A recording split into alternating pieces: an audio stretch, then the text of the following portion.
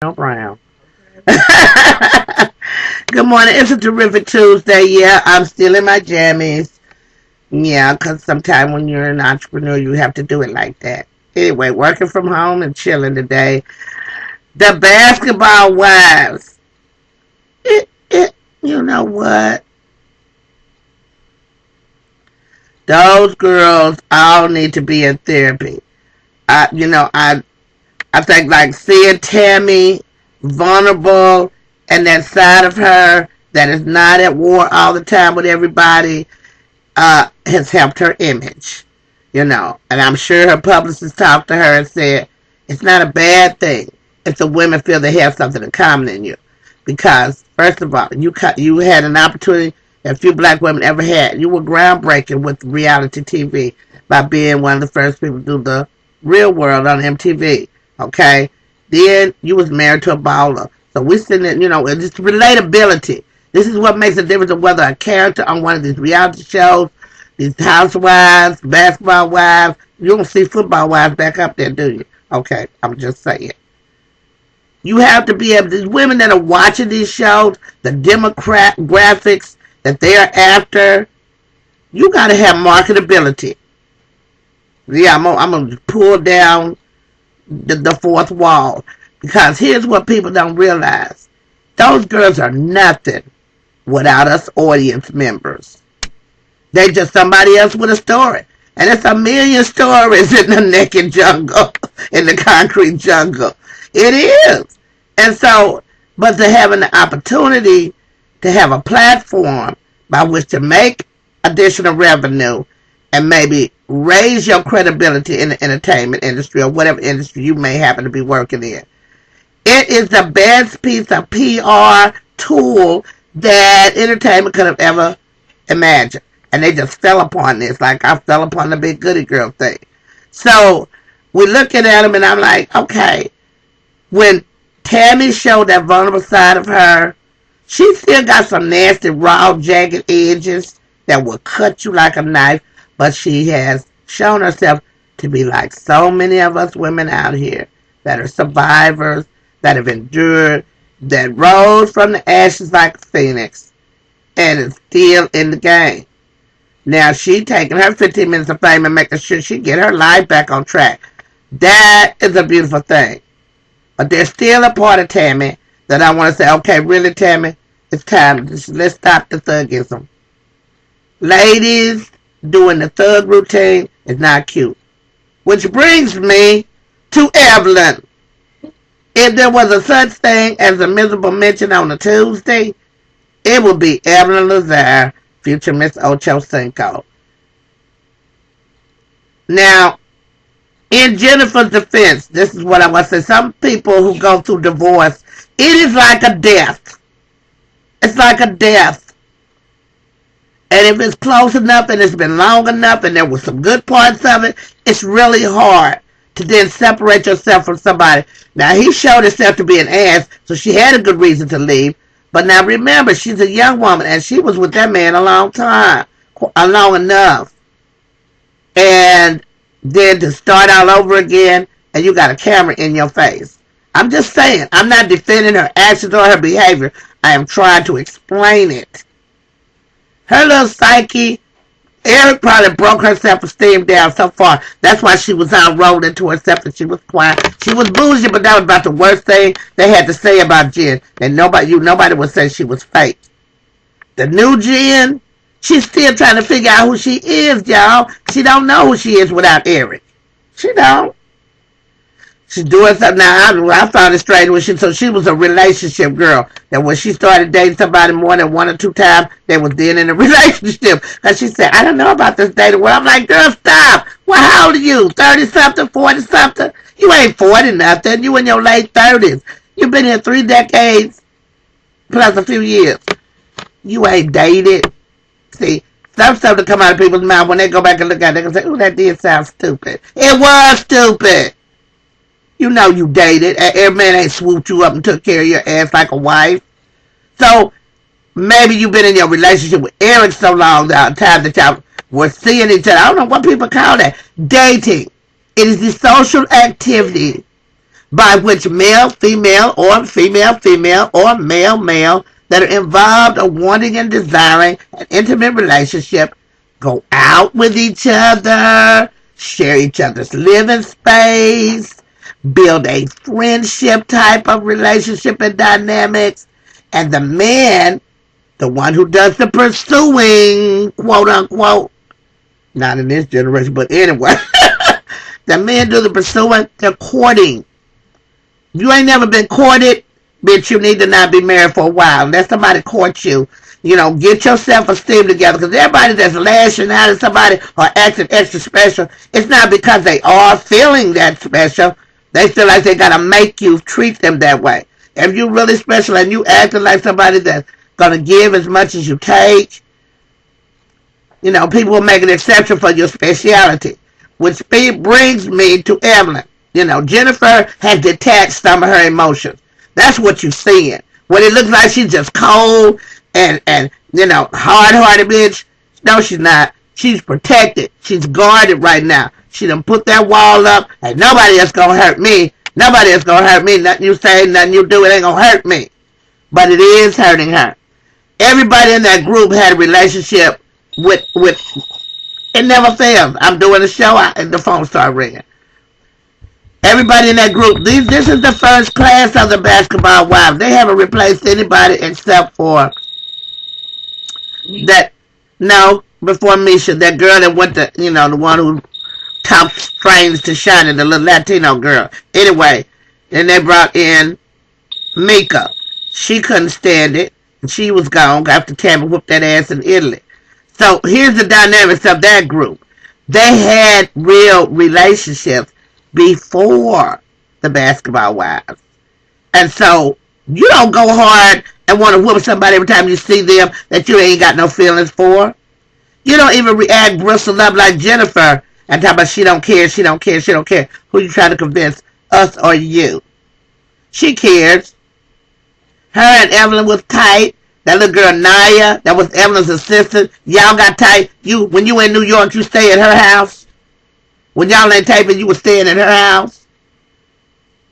Okay, Miss Bougie.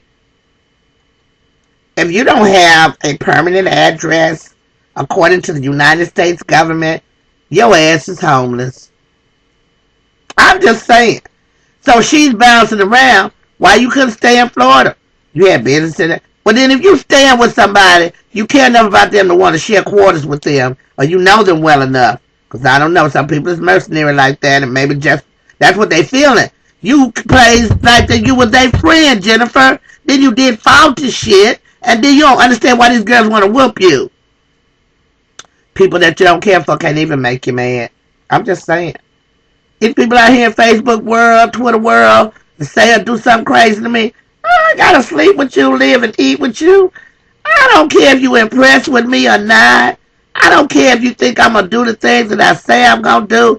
I don't care if you don't like how I wear my hair, that I'm a fat girl. I don't really care. I'm living my life until I die. I done seen some shit, children. I done seen some shit, went through some shit. That's why I'm looking at Jennifer, Tami, and Evelyn, and the key people that have the most going on right now. That's those three girls. Tami was new. They brought Tami in. I can't even remember if there was somebody else in her place, or they just brought her on. Because, you know, while Shaunie wasn't there that much. But I digress. That dynamic between Evelyn and the rest of the girls and her anger issues, I wish she would go to Jen's therapist because she's acting like a raging lunatic. But how Neil was, I did kind of feel like it was a setup. Kind of, sort of. Because you already know she ain't trying to talk to this girl. We don't know what happened, why they haven't. You know, you got my house keys, bitch. You better be saying something. Like, here your keys. I can't roll with you like that.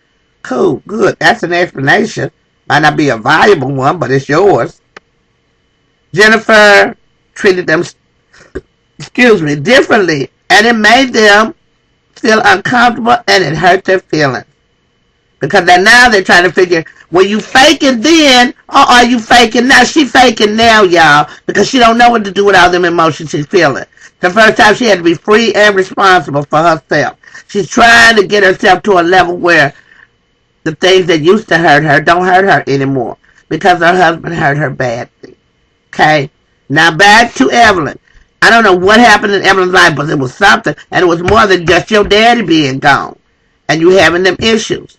Your Jezebel days is coming back to haunt you, and I think you might be a little anxious about this marriage because now it looks like you just might have a shot at a career, and now you're like, okay, he want babies. You signed on for that when you took that big, ginormous damn ring.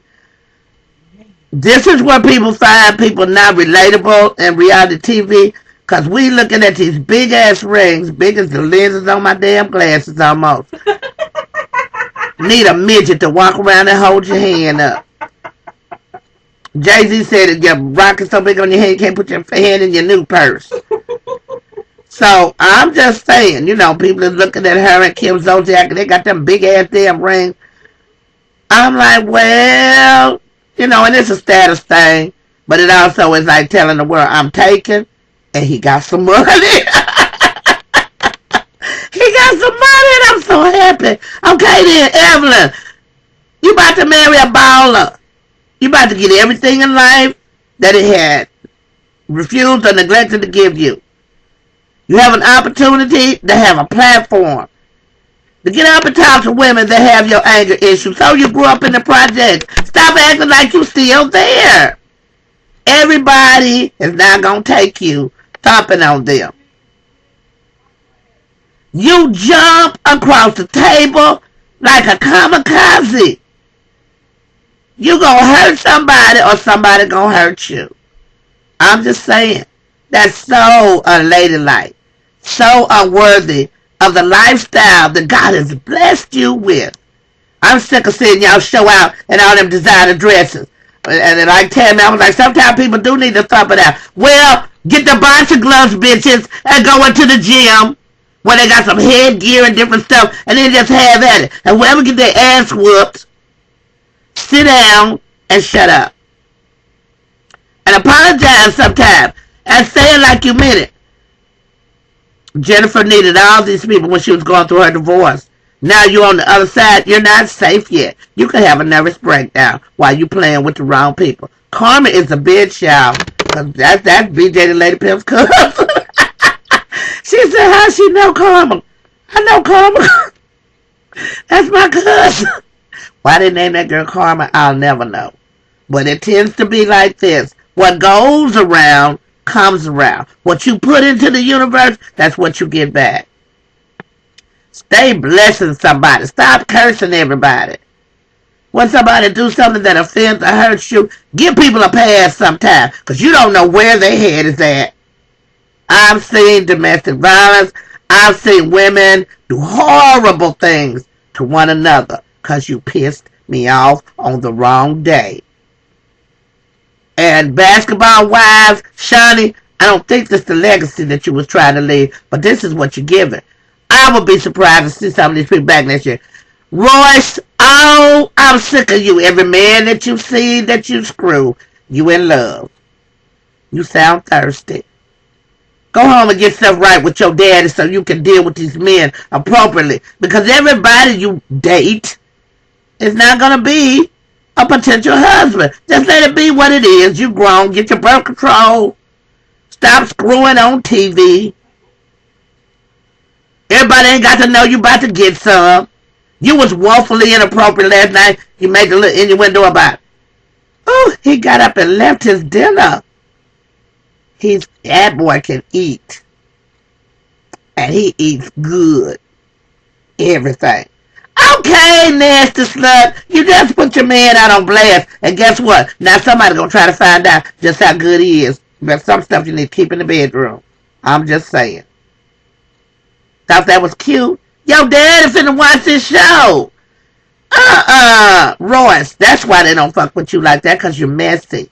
You are messy. That's why Dwight Howard don't want you mention his name, showing his child's image, saying his child's name, nothing. Because he said, well, you don't know what we don't never know what she gonna do.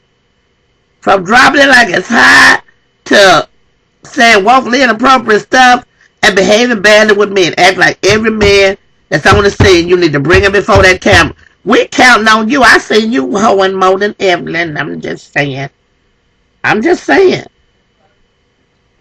So, you know, because you say that's your boyfriend and we going to be together forever. How old is that child? Is she young?